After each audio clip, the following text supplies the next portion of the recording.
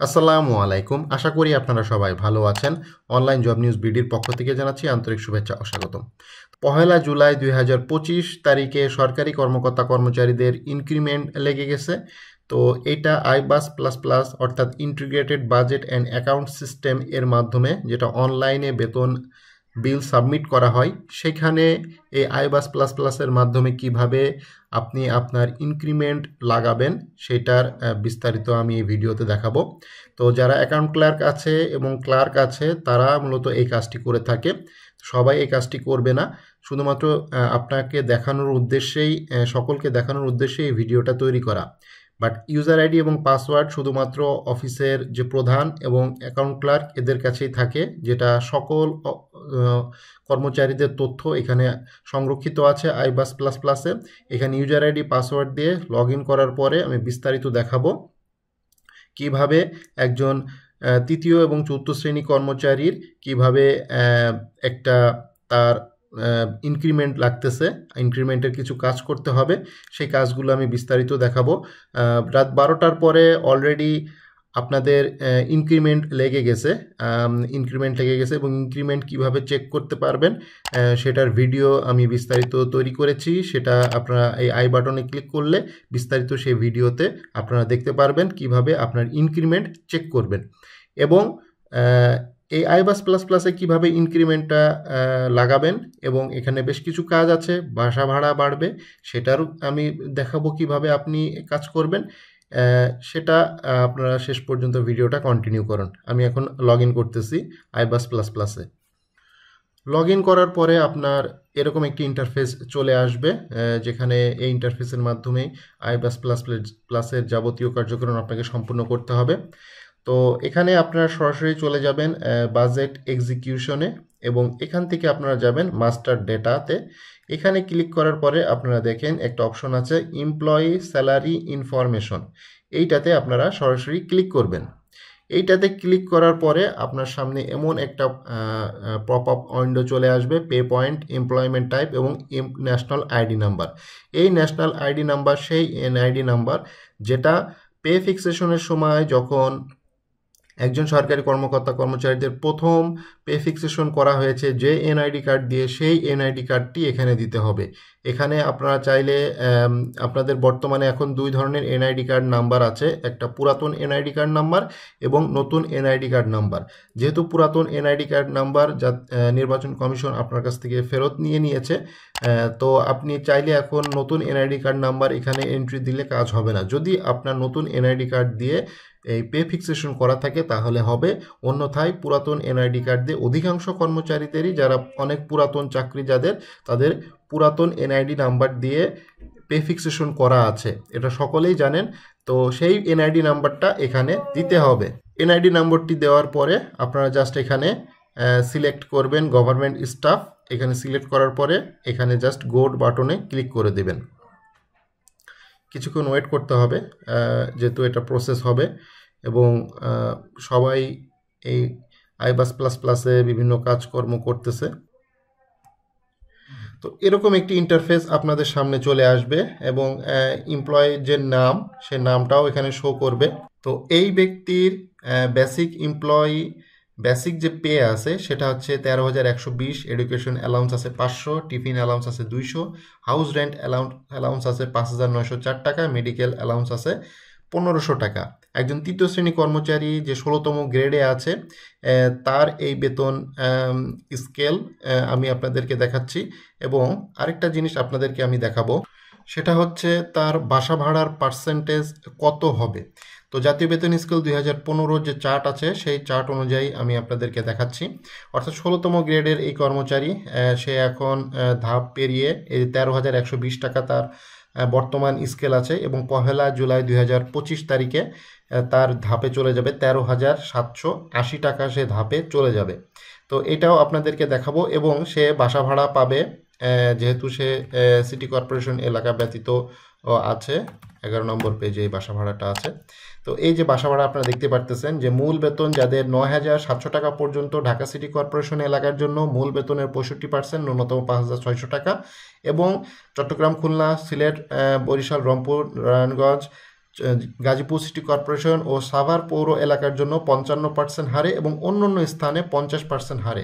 তো বেসিকটা আপনারা খেয়াল করুন, তার এখনও বেসিক 16,000 পর্যন্ত হয়নি, অর্থাৎ 9,701 থেকে 16,000-এর মধ্যে তার বেসিক আছে এবং সে অন্যান্য স্থানে অর্থাৎ এই ঢাকা সিটি কর্পোরেশন এবং অন্যান্য সিটি কর্পোরেশনের এলাকার বাইরে সে বসবাস করে, সেক্ষেত্রে তার 45% মূল বেতনের বাসা ভাড়া সে পাবে। তো বর্তমান যে তার বেসিক আছে সেই বেসিক যেহেতু 13,120 টাকা এবং তার হাউস রেন্ট অ্যালাউন্স আছে আপনি দেখেন 5,904 টাকা। তো সেটা আমি একটু ক্যালকুলেশন করলে আপনাদেরকে বুঝতে পারবো। 13,120 ইন্টু 45% আপনি পার্সেন্টেজ দেন, দেখেন 5,904 টাকা। 5,904 টাকা তার অলরেডি সে গত বছরের যে বেতন ছিল সেটা সে পেত। এখন তার 1 জুলাই 2025 তারিখে তার একটা ইনক্রিমেন্ট লাগবে। সেই ইনক্রিমেন্টটা কত হবে আমি আপনাদেরকে দেখাচ্ছি। এখানে সে 16তম গ্রেডে তার এই যে 13,120 টাকা এবং তার এখন ইনক্রিমেন্ট লেগে হবে 13,780 টাকা। তো চলুন তার ইনক্রিমেন্টটা আমরা লাগাই। তো এই ইন্টারফেসে আসার পরে আপনারা জাস্ট এই বেসিক পে এমপ্লয়মেন্ট 13,120 টাকা, এখানে একটা বাটন আছে আপনি দেখেন এডিট বাটনে ক্লিক করবেন, দেখেন এখানে আপডেট চলে এসেছে অলরেডি 13,780 টাকা। এটা জাস্ট এখানে আপডেট করে দিবেন। দেখেন এখানে আপডেটটা হয়ে গেল, 13,780 টাকা তার মূল বেসিক হয়ে গেল। এডুকেশন অ্যালাউন্স যেহেতু তার একটি বাচ্চা আছে, তো সেক্ষেত্রে একটি সন্তানের ক্ষেত্রে 500 টাকা, এটাও যদি আমি এডিটে দিই তাহলে সে 500 টাকায় দেখাবে, আমি আপডেট দিয়ে দিলাম। টিফিন অ্যালাউন্স সে 200 টাকা পায়, এটাও আমি এডিট দিয়ে দিলাম, এটা আপডেট দিয়ে দিলাম, এটাও সে 200 টাকায় পাচ্ছে। এখন চেঞ্জ হবে এই হাউস রেন্ট অ্যালাউন্স, এটা এই বেসিকের যেহেতু 45% সেটা অটোমেটিকলি আইবাস আপনাকে চেঞ্জ করে দিবে। এটাও আমি এডিট দিলাম, দেখেন তার বেড়ে গেছে, অর্থাৎ 6,201 টাকা। আমরা একটু হিসেব করি, তাহলে ক্যালকুলেটর হিসেব করলে আরও বিস্তারিত জানা যাবে। 13,780 ইন্টু এখানে 45% যদি করা হয় তাহলে দেখেন 6,201 টাকা। 6,201 টাকা সুন্দরভাবে ক্যালকুলেশন মিলে গেছে। এইটা এখানে আপডেট দিব। মেডিকেল অ্যালাউন্স বাসার বৃদ্ধির কোনো সুযোগই নাই আসলে, এটাও 1500 থাকবে, জাস্ট আপডেট দিব। এখানে এডিটে আপডেট দিয়ে আমি এখানে নিয়ে আসব। তাহলে তার বেসিক যে বেসিক আছে 13,780, এডুকেশন অ্যালাউন্স পাচ্ছে সে 500 টাকা, টিফিন অ্যালাউন্স পাচ্ছে সে 200 টাকা, হাউস রেন্ট অ্যালাউন্স পাচ্ছে 6,201 টাকা, মেডিকেল অ্যালাউন্স পাচ্ছে 1500 টাকা।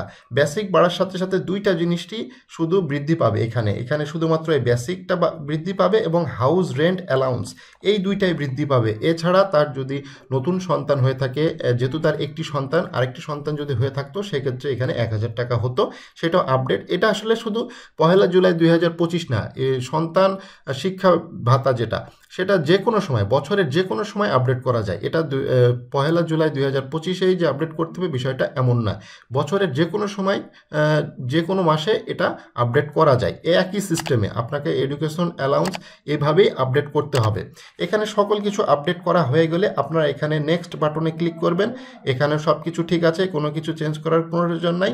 এখানেও নেক্সট বাটনে ক্লিক করবেন এবং এখানে সেভ অ্যান্ড এক্সিট বাটনে ক্লিক করবেন। দেখেন আপনার ইনফরমেশন সেভ সাকসেসফুলি। এখন আপনি আবার চাইলে তাকে চেক করতে পারেন, এই এনআইডি নাম্বার দিতে হবে যেহেতু দেওয়া আছে। এখানে গো বাটনে ক্লিক করবেন, কিছুক্ষণ ওয়েট করবেন।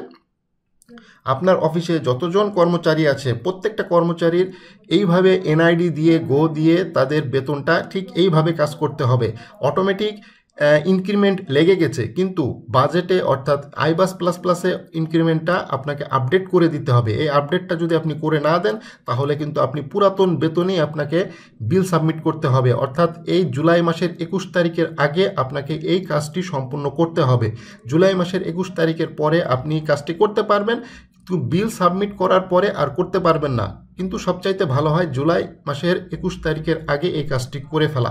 এটা করলে সবচাইতে ভালো হয়, অর্থাৎ আজকের দিনের ভেতরে 1 জুলাই 2025 আজকের দিনের ভেতরে যত কাজ আপনার হাতে থাকুক না কেন, রাত হয়ে যাক না কেন, আপনাকে একটু কষ্ট করতে হবে। বিশেষ করে ক্লার্কদের কথা আমি বলতেছি, অ্যাকাউন্ট ক্লার্কে যে দায়িত্বে আছেন তার একটু কষ্ট হবে। প্রত্যেকটা এনআইডিতে ঢুকে এইভাবে আপনাকে বেসিক পে এবং হাউস রেন্ট অ্যালাউন্স এই দুইটা জিনিস আপনাকে আপডেট করে দিতে হবে। আপডেট করে আপনাকে নেক্সট করে সেভ করে দিতে হবে। তাহলে আপনার যে কর্মচারী, আপনার অফিসের যে স্টাফগুলো আছে তাদের যে যে আইবাস প্লাস প্লাসের যে বেতন নির্ধারণী এইটা সম্পূর্ণ হবে। এই প্রসেসের মাধ্যমে আইবাস প্লাস প্লাসে ইনক্রিমেন্ট লাগাতে হয়। ইনক্রিমেন্ট অটো লেগে যায়, বাট আইবাস প্লাস প্লাসে আপডেট করে দিতে হবে। আপডেট করে না দিলে আপনি কিন্তু বিপদে পড়ে যাবেন, আপনার অফিসের লোকজন বিপদে পড়ে যাবে। তো ভিডিওটি ভালো লাগলে অবশ্যই লাইক করবেন, চ্যানেলে যারা নতুন আছেন অবশ্যই চ্যানেলটি সাবস্ক্রাইব করে রাখবেন।